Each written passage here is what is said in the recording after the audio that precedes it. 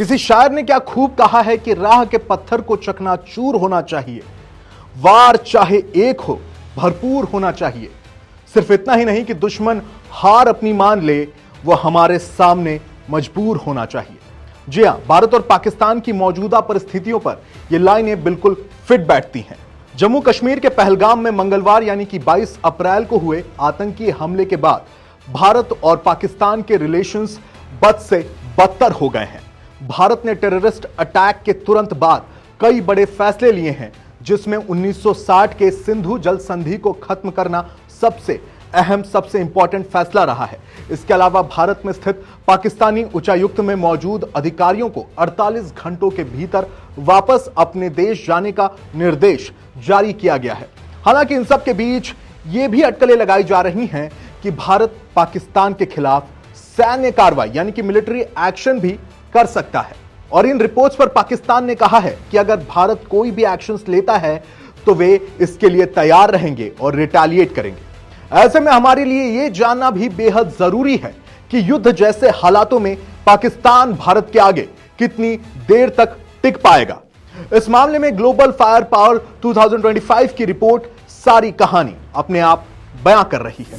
इस रिपोर्ट के मुताबिक 145 देशों की मिलिट्री पावर की लिस्ट में भारत दुनिया में चौथे स्थान पर है, जबकि पाकिस्तान टॉप 10 से भी बाहर है, वो 12वें रैंक पर है।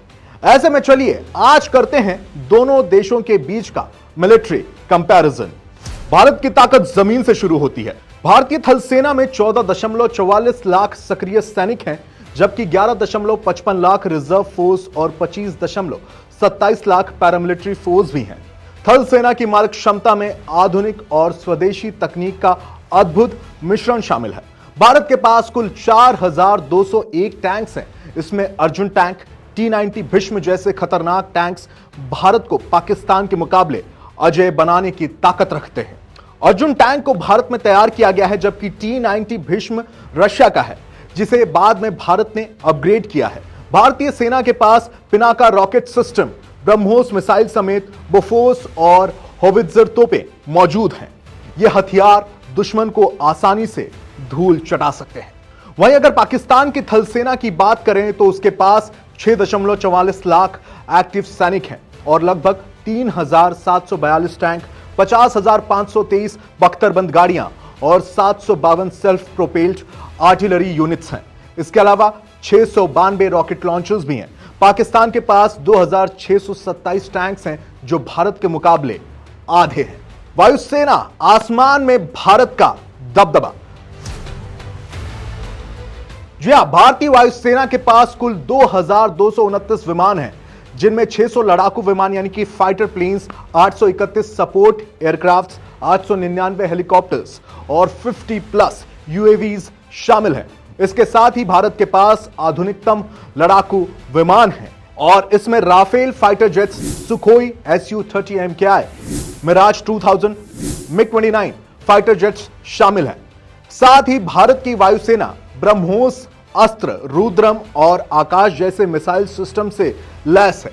वहीं पाकिस्तान के पास 1,399 एयरक्राफ्ट्स हैं, जिनमें से 328 fighter jets, 64 transport aircraft, 565 trainer aircraft और 373 हेलीकॉप्टर्स शामिल हैं। उसके पास 57 अटैक हेलीकॉप्टर्स और 4 एयरबोर्न टैंकर्स भी हैं। यहां भी भारत की वायुसेना न केवल संख्या में बल्कि युद्ध क्षमता और रेंज में भी काफी आगे है। समुद्री सीमा पर भी भारत ही गुरु। जी हां, यह तो आप जानते ही हैं कि भारतीय नौसेना तेजी से विस्तार कर रही है और इसमें आधुनिक तकनीक का समावेश हो रहा है। एक मीडिया रिपोर्ट के मुताबिक भारत के पास 150 युद्धपोत हैं। इसमें INS विक्रांत और INS विक्रमादित्य जैसे विमान वाहक पोत परमाणु पनडुब्बियां भी हैं, जिनमें धनुष और K-15 जैसी मिसाइल इस्तेमाल की जा सकती है। भारत की नौसेना में कुल 1,42,252 एक्टिव सैनिक हैं। वहीं अगर बात करें पाकिस्तान की नौसेना की तो वहां पर 114 जहाज, 8 पनडुब्बियां और 9 फ्रिगेट्स युद्धपोत हैं। हालांकि पाकिस्तान ने हाल के कुछ सालों में अपनी समुद्री ताकत बढ़ाई है, लेकिन भारत की नौसेना की रेंज, नेटवर्किंग और परमाणु क्षमता में वो कहीं भी नहीं टिक पाता। चलिए अब जानते हैं कि दोनों देश रक्षा उत्पादन में कितना खर्च कर रहे हैं। सैन्य क्षमता, टेक्नोलॉजिकल सुपीरियरिटी और स्ट्रैटेजिक प्रिपरेशंस की बात करें तो भारत पाकिस्तान की तुलना में कई गुना आगे है। भारत का मिलिट्री स्ट्रक्चर न केवल विशाल है बल्कि लगातार आत्मनिर्भरता और हाईटेक अपग्रेड्स की दिशा में आगे बढ़ रहा है। भारत की अर्धसैनिक ताकत, सैटेलाइट नेटवर्क्स, ड्रोन टेक्नोलॉजी और मल्टी डोमेन युद्ध रणनीति ने उसे ग्लोबल मिलिट्री मैप पर लीडिंग पोजीशंस पर पहुंचा दिया है, जबकि पाकिस्तान अपनी सीमित संसाधनों और सहायता निर्भर सैन्य नीति के चलते धीरे धीरे पिछड़ रहा है।